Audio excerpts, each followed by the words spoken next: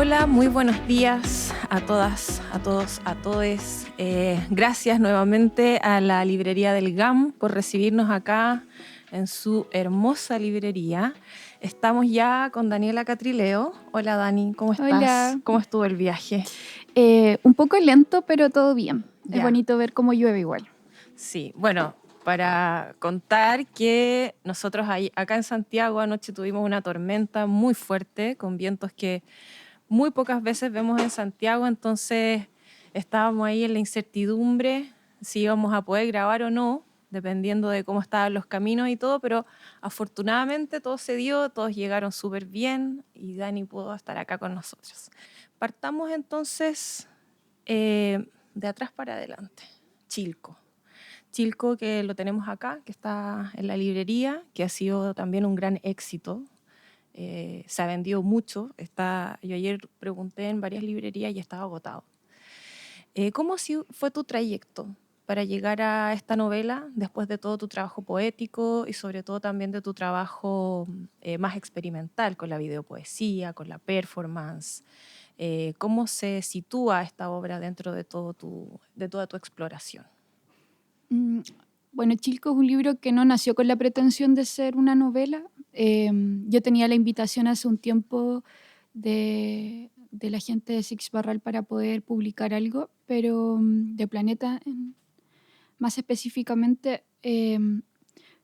Pero la verdad es que estaba trabajando en una obra documental que tiene relación con una tragedia familiar. Entonces fue un proyecto que se me hizo bien pesado a lo largo y que me costó mucho profundizar en él porque requería mucho trabajo y tiempo de entrevistas, de archivo, de búsqueda. Y en un momento en el camino lo empecé a ficcionar y no me gustó cómo iba quedando ese resultado. Entonces lo dejé de lado ese proyecto y me puse a trabajar en realidad en este libro, que es una invitación de una tesis más grande, que es la tesis de posgrado que hice. Y tenía que entregar ese trabajo y paralelamente mientras trabajaba en esa tesis, un punto de fuga fue lo que empezó a aparecer en Chilco. Nació como un poema largo, más bien era como un texto de prosa que jugaba mucho con la cadencia y el pie forzado para esa escritura era el aroma, como estar afectado por un olor.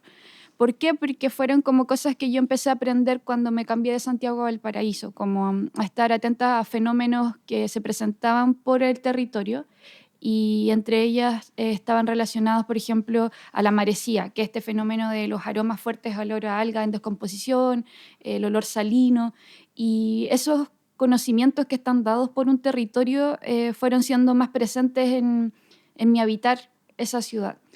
Y así nace ese poema, pero era un poema largo, extenso, que se fue alargando más. Obviamente estaba muy, quizás, interesada en arrancarme de la tesis en un momento que era una escritura más áspera y por eso fue como creciendo y siendo más frondosa esa escritura.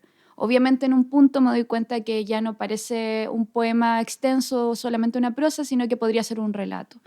Y en la búsqueda del relato fueron apareciendo cuerpos, voces, historias y me fui alargando más de la cuenta y en un momento dije, parece que acá hay otra cosa y así fue. Súper. Qué bonito. Me llama la atención un punto que tiene que ver con algo que tenía ganas de preguntarte también, que es cuando dices que no te sentías conforme con la escritura, que se empezó a dar en el proceso del intento anterior, cuando empiezas a ficcionar y empiezas a trabajar con esta historia biográfica, pero algo no cuaja, algo no funciona. ¿Cómo te das cuenta de eso?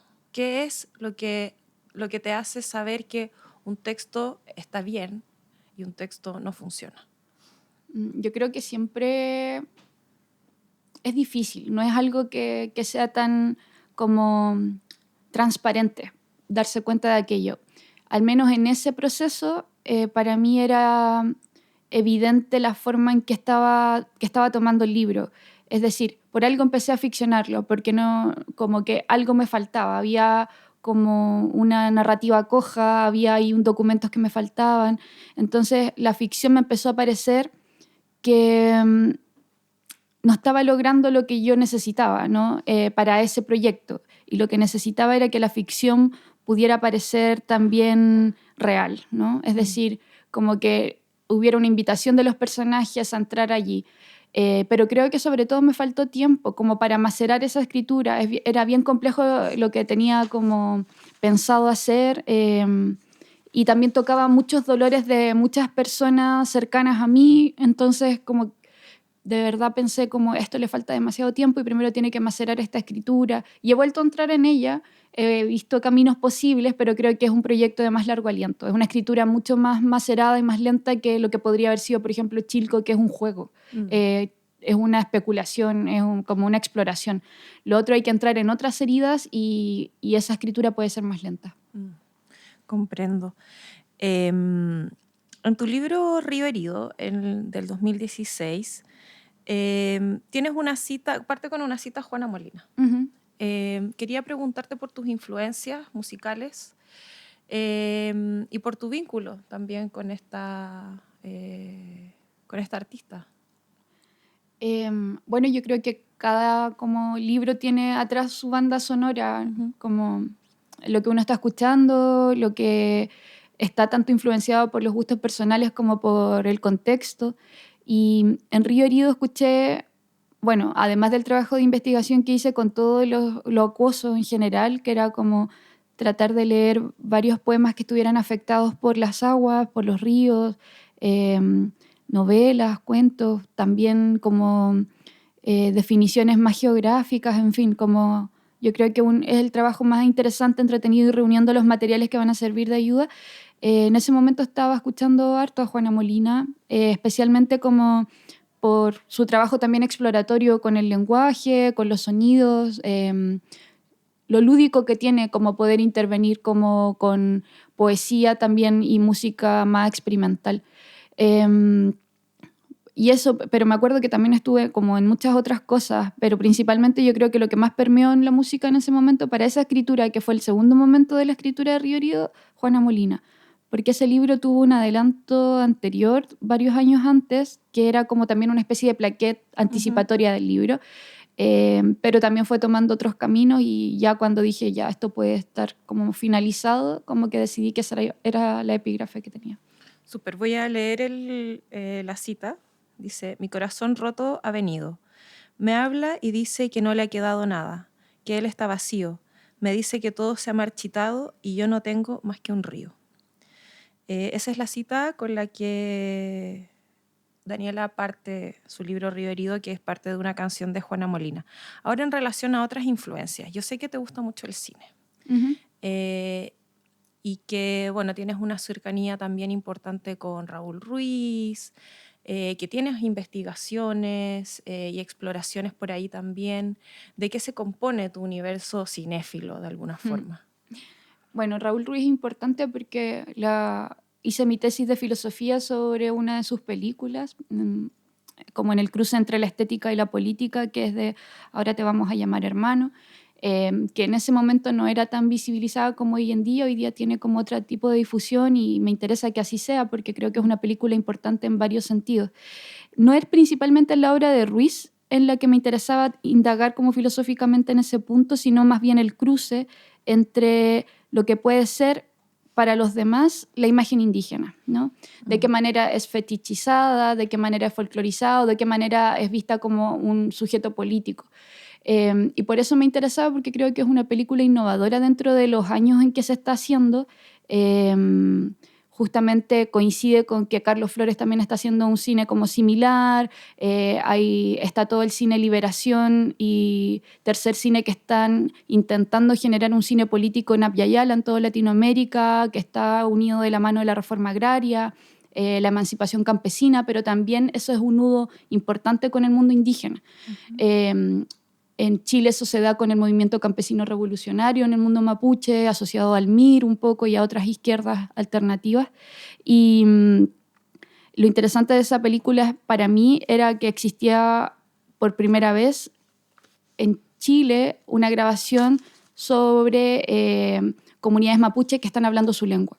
Y eso no había aparecido antes. Más bien antes la imagen estaba también asociada a la reflexión de esos tiempos desde una izquierda que era más conservadora, también pensando en que el mundo indígena era solamente campesino, ¿no? Pero no había como un contexto específico, que es lo que en el fondo también Arguedas va a decir, mucho antes, ¿no? Es decir, como el sujeto campesino no es el mismo que el sujeto político indígena, ¿no? Hay diferencias, tienen que ver con con situaciones diferentes, contextos y escenarios diversos. Entonces, obviamente estuve mucho investigando para esa tesis y me interesa sobre todo ese movimiento que se da en esos años, y también eso tiene después influencia en Chilco, en el movimiento de expropiación y demolición, que es como un acontecimiento político, una revuelta que hay en la novela. Para escribir sobre esas revueltas volví como a esas investigaciones anteriores, especialmente, de hecho hay citas a Carlos Flores, al Tercer Cine, como entre líneas, no están totalmente abiertas, pero sí incluso está Noatayin Mapu, que es una de las películas de Flores que fue paralela un poco a la de Ruiz.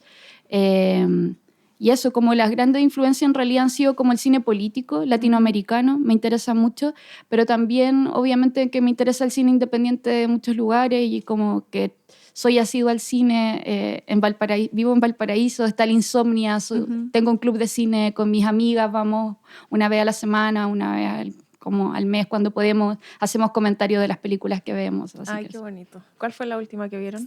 Ay, mira, ahora no me acuerdo el nombre, pero es una italiana, que es de una cineasta italiana. La vi hace como 2 semanas, pero no se me fue el nombre ahora. Bueno, después nos lo mandas.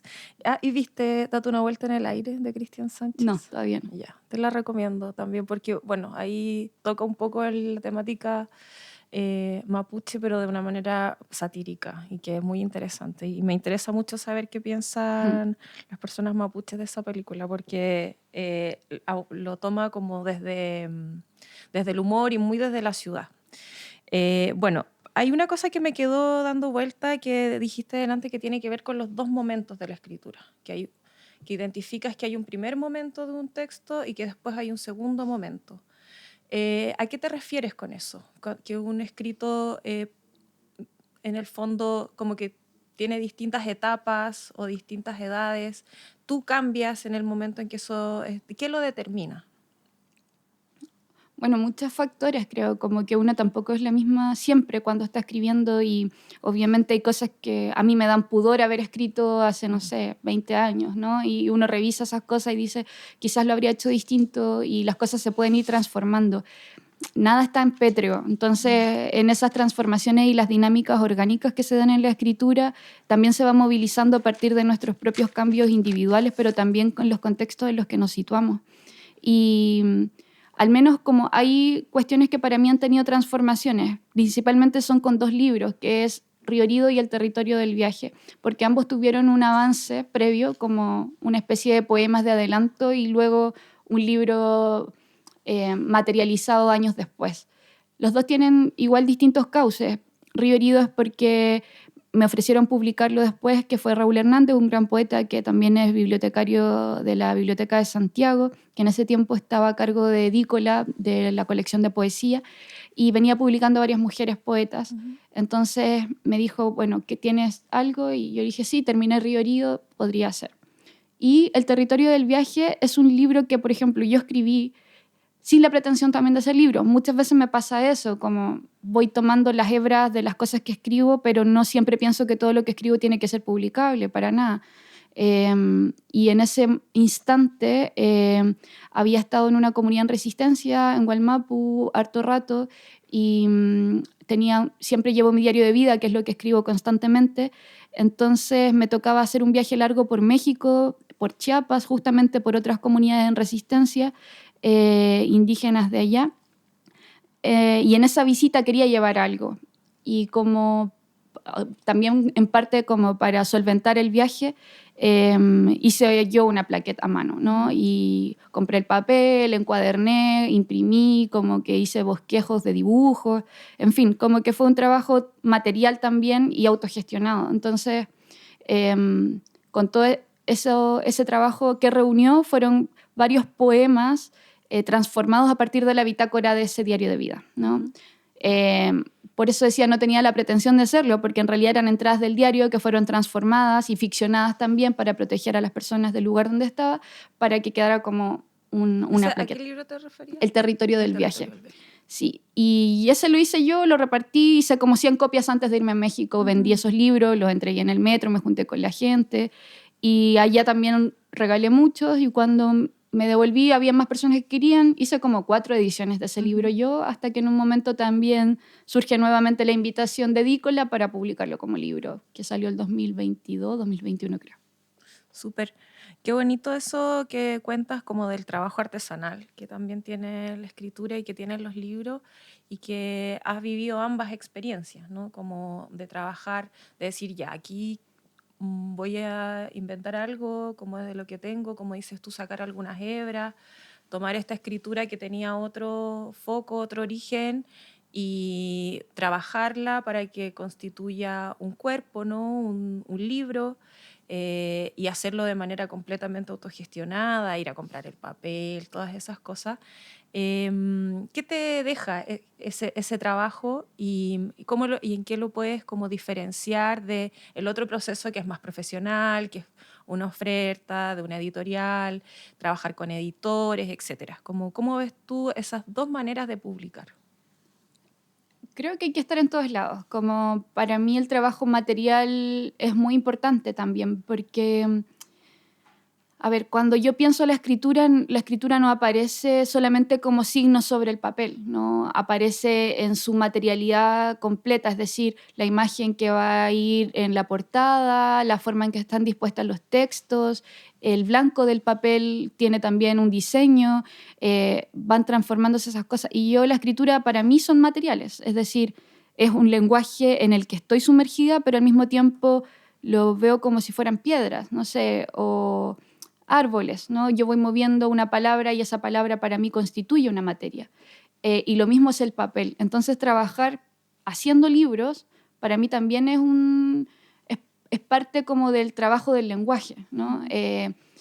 Y me interesa mucho estar como en ambos mundos, o sea, no necesariamente voy a publicar todo lo que venga como por una editorial en específica, me interesa seguir sacando libros, hacer fanzines, también me dedico a hacer talleres y he hecho hartos, no sé, cursos o clases con jóvenes, con niñas, con personas de todas las edades donde hacemos libros, ¿no?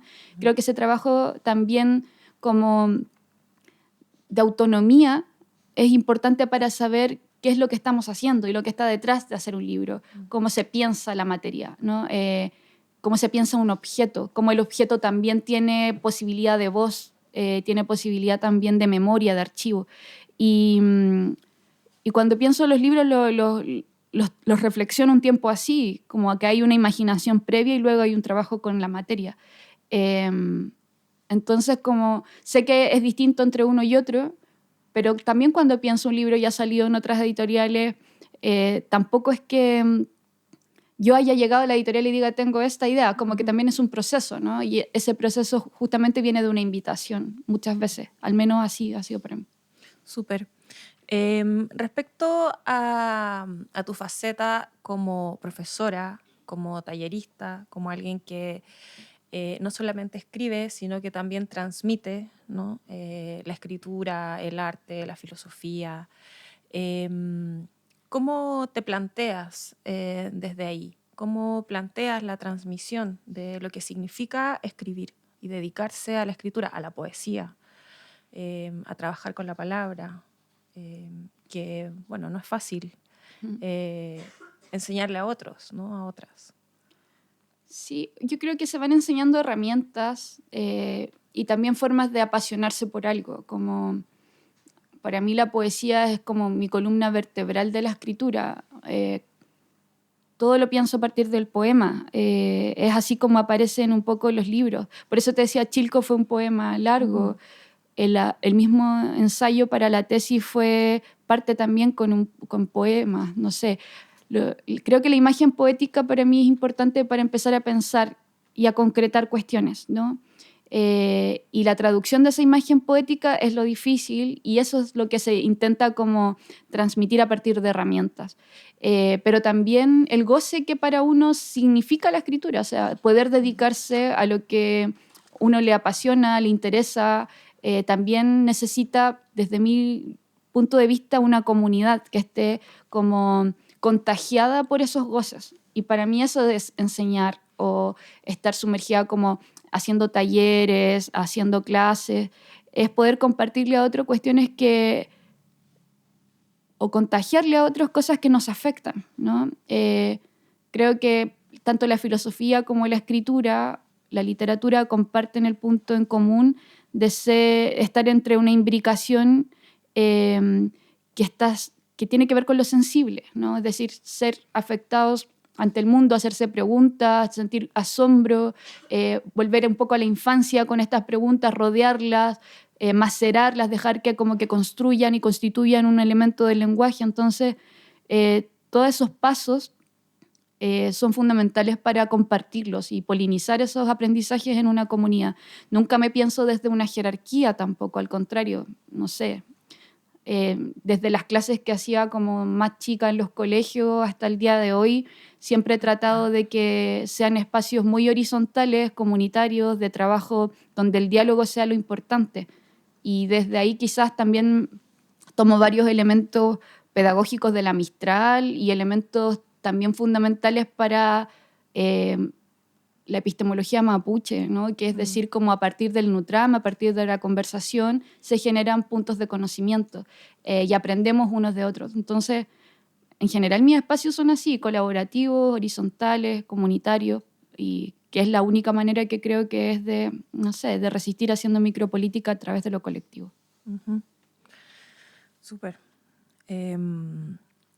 Bueno, una pregunta un poco que tiene que ver con este espacio, que se llama Poetas Chilenas Contemporáneas. ¿Tú en qué sentido te sientes chilena y en qué sentido no te sientes chilena? Creo que yo nunca me he dicho soy chilena. Y siempre es un conflicto, especialmente cuando es internacional, porque obviamente afuera no todos ni todas conocen qué significa pertenecer a un pueblo-nación. Y menos han escuchado, a menos que sea muy cercano en el continente, lo que significa como pertenecer al pueblo mapuche. Digo, nunca me he dicho que soy chilena porque en realidad me sitúo desde un lugar que no es estético o cosmético, ¿no? Yo escribo literatura mapuche no porque tenga o porque escriba mapuzungún o porque hay asociaciones como paisajísticas o específicas a la cosmovisión, sino porque pertenezco a un pueblo y a un pueblo-nación que es diferente al pueblo chileno. Tenemos cruces, tenemos alianzas, soy una persona bicultural también, por eso me denomino champurria, porque mi mamá es chilena y también me crié en ese puente entre uno y otro mundo. Pero políticamente siempre me he situado más desde ser mapuche que ser chilena. Así que no sé qué es chilena, aparte de nunca, ni desde niña, ni ahora me he sentido muy patriota tampoco. Entonces, diría que si lo único, el componente chileno que podría haber es como lo popular, podría ser como lo mismo champurria que está allí, todo lo desordenado, todo el caos, toda la población y el barrio que habita en mí. Nada más. Sí, me gustaría preguntarte sobre eso específicamente. ¿Cómo se va constituyendo en estos dos universos tu poética, tu habla? ¿Con qué elementos se empiezan a forjar? ¿Qué experiencias empiezan a cuajar dentro de tu mente? Que te hacen escribir y que te hacen hacerte preguntas también, ¿no? De ese lugar intermedio entre pertenecer a un pueblo-nación y también habitar la ciudad, porque tú naciste acá en Santiago, en San Bernardo, sí, entiendo. Entonces, ¿cómo empiezan a aparecer esas preguntas? O sea, hablamos de una etapa muy previa a escribir, aunque sé que tú escribes desde muy chica. Sí, bueno, yo tuve la fortuna de que en mi casa nunca se me escondió el lugar de donde venía, ¿no? Como a muchos lamien les pasa eso, que su proceso de reconocimiento viene muy posterior o muy en la adultez. En mi caso eso siempre estuvo allí, no sé, porque compartía este puente muy concreto, es decir, pasaba los veranos en la comunidad donde mi papá creció y mi papá fue la persona que emigró a Santiago, entonces es algo muy reciente, no es algo que esté tan atrás en el tiempo. Mi abuelo migra el primero y se va trayendo a sus hijos, pero sus demás hijos e hijas crecieron en la comunidad. Entonces yo cuando era chica iba a la comunidad que es Chañilquilaco, al interior de Nueva Imperial, donde mi papá creció, donde todavía tengo familia, están mis tíos, hay primos. y era como internarme en el otro mundo, ¿no? Entonces creo que toda mi infancia empecé a hacer esa traducción de qué significaba estar como en dos lugares, donde yo no sabía que mis compañeros y compañeras no tenían esa vida también, ¿no? Entonces, no sé, desde que tenía mi bisabuela, por ejemplo, no hablaba nada en castellano, solo hablaba mapuzungún, o aprender como de cuestiones fundamentales que tienen que ver con estar en un territorio muy diferente, con la naturaleza que está allí, como cómo es la siembra, no sé. Mi familia todavía, por parte paterna, trabaja la tierra, se dedican a eso.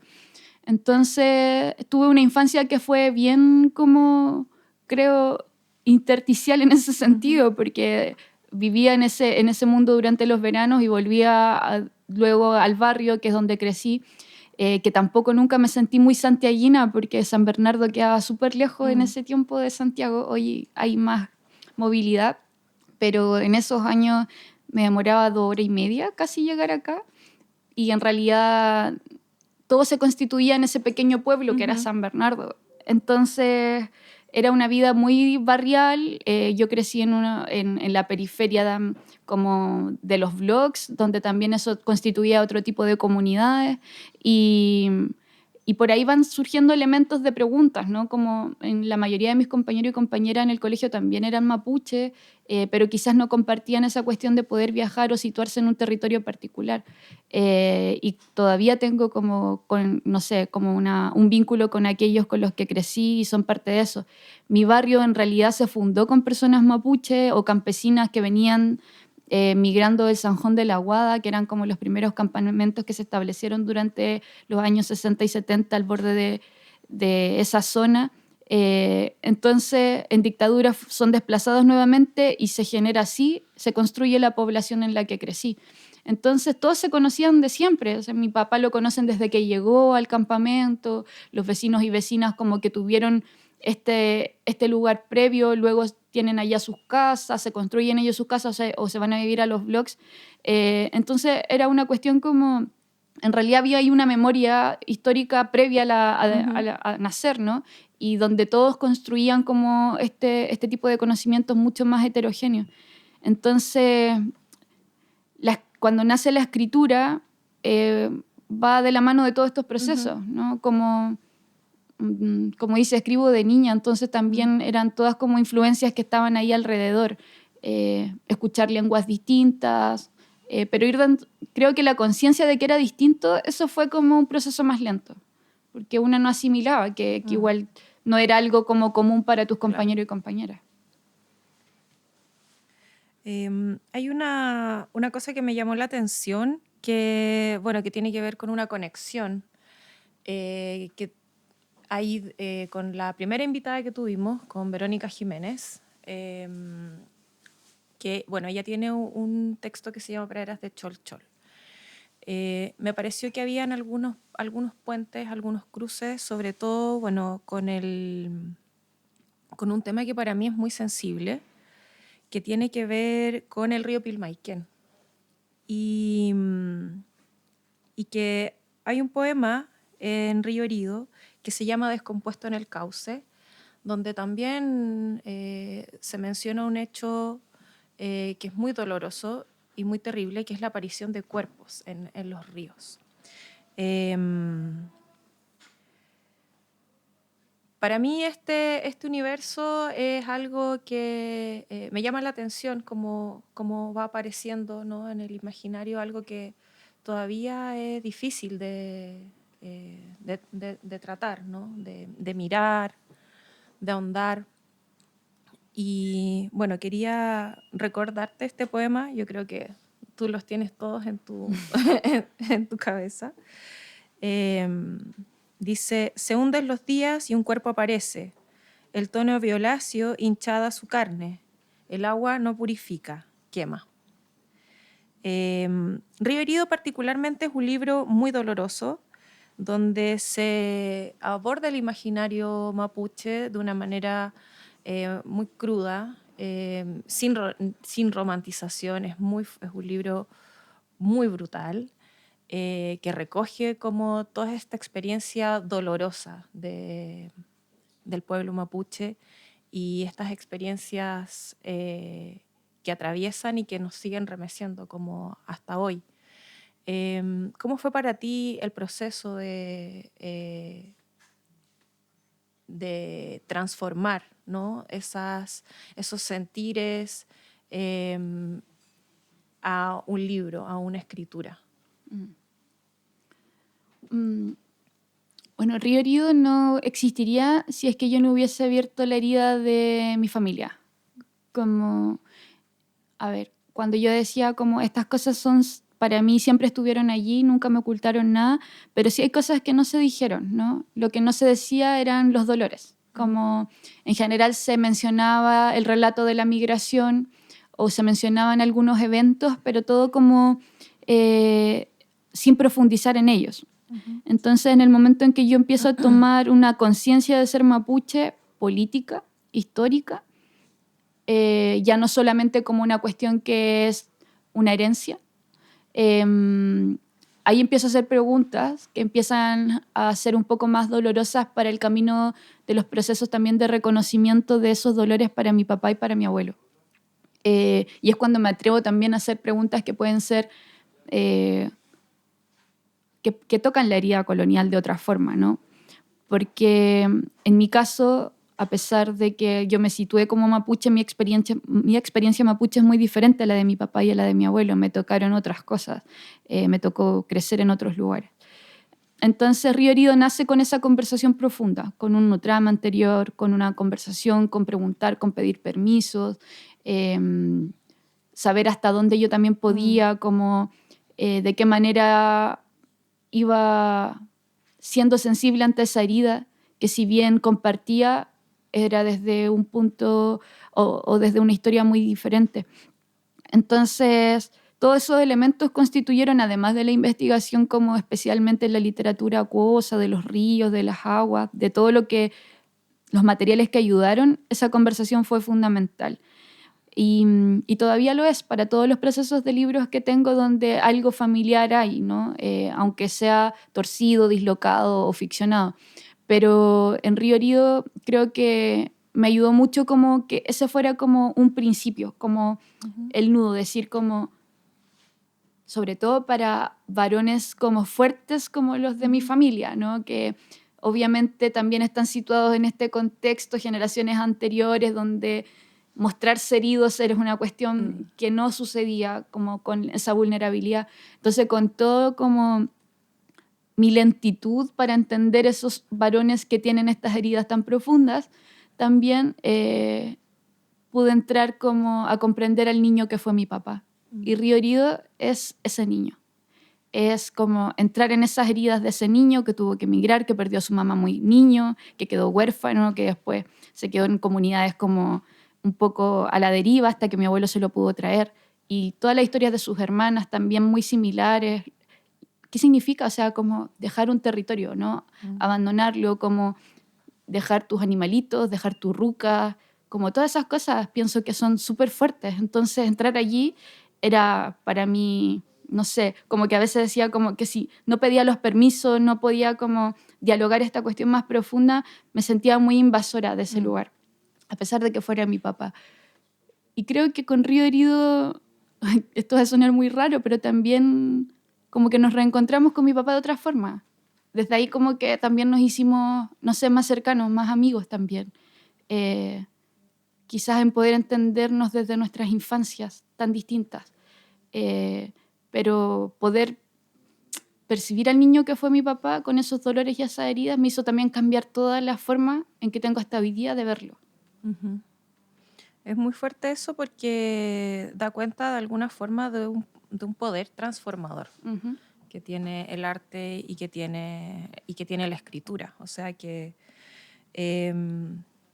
cuando uno se interioriza, ¿no? Se sumerge en un proceso creativo y de investigación, es un punto de partida que de alguna forma no sabes dónde va a terminar y que al terminar eso cambia completamente todo.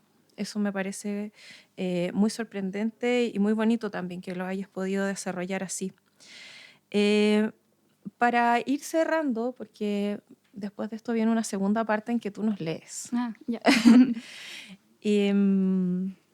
No quiero dejar de preguntarte por tu trabajo audiovisual, por tus performances y por todo el universo que hay ahí con el audiovisual, con lo performático,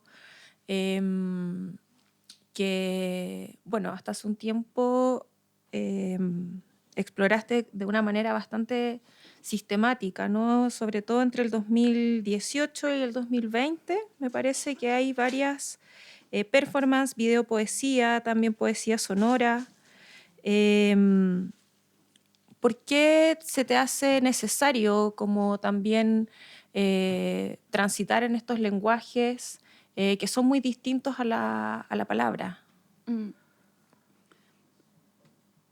Soy inquieta, como me pasa eso, como inquieta en lo creativo. Pienso como me interesa como transitar mundos distintos, aprender, explorar, como jugar.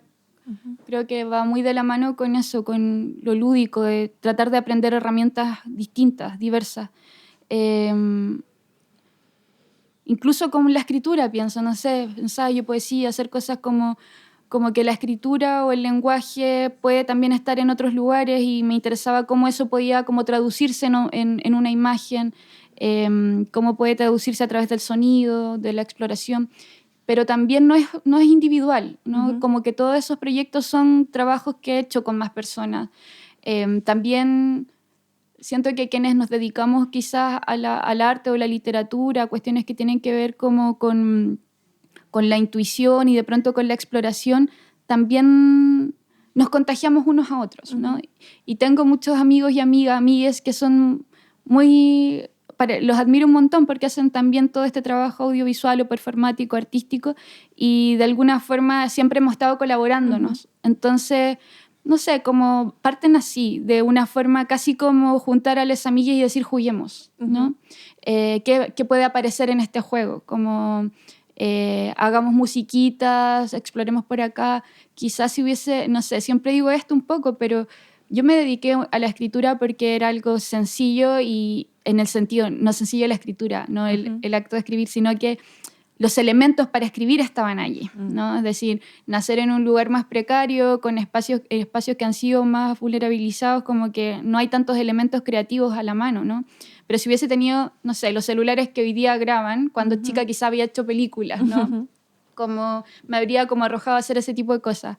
Pero claro, lo que tenía a la mano era poder escribir, porque era fácil tener un lápiz y mis diarios de vida, por supuesto. Pero así nacen como juegos, yo creo, y sobre todo en esos años quizás tuve también más tiempo para jugar y poder decirle a las amigas como ya, hagamos como, ¿qué pasa si hacemos esto? Tenemos estos materiales, esto podría ser un ensayo visual, esto puede ser como una performance. También hay cosas más políticas, porque también sentía que tenían que tener otra difusión que un libro de poesía, que sabemos que, claro, es el lenguaje en el que quizás he trabajado más tiempo, pero no tiene una visibilización como poder hacer una performance fuera de tribunales, ¿no? Por ejemplo. Claro. Entonces, como muchas situaciones políticas, así al menos desde mi perspectiva lo necesitaban en ese momento. Cuestiones que tenían que ver con la difusión, especialmente de algunos lamien que estaban en huelga de hambres prolongadas, de casos injustos, de personas encarceladas, privadas de libertad justamente como por el Estado, especialmente por la ley antiterrorista. Entonces, muchas tenían que ver con este tipo de reflexiones, ¿no? Como qué tanto se puede trabajar lo político detrás de la imagen, de la performance, en fin. Y otras cosas ya son muy como juegos y invitaciones. Y uno de los últimos se llama Mapunauta, que es con Nicole Lullier, que partió siendo un poema sonoro, se transformó en un video y tiene varias como aristas. Es como un proyecto que está alimentado de muchas como materialidades distintas. Es un video, es un poema sonoro y es un poema visual. Y jugamos con la especulación de la posibilidad de un mapuche futurismo. Justamente también contagiadas por la idea del afrofuturismo y todos los futurismos que hay pensados desde los espacios de pueblos que han sido históricamente oprimidos. Entonces trabajamos la idea de una exploración al espacio, como, no sé, fuimos tirando ideas especulativas y así salió ese proyecto que está relacionado especialmente como en la vista del cielo, de toda la astronomía mapuche, de poder navegar en el espacio, y creamos un video que de hecho estuvo expuesto acá hace poquito en el GAM, que eran una especie de semillas que se iban transformando, pero semillas contenedoras, como la bolsa de ficción de Úrsula K. Le Guin, como la idea de que cada semilla puede ser un mundo que contiene. Entonces para nosotras las naves espaciales podían ser semillas en vez de naves, ¿no? Y esas semillas se van transformando y van generando como naves que están contagiadas al mismo tiempo de minerales, de piedrecitas. Entonces, nada, creo que era un proyecto donde jugamos las dos y empezamos a tirar ideas y nace eso, pero también a partir de una manera de pensar, o sea, la base de la epistemología mapuche.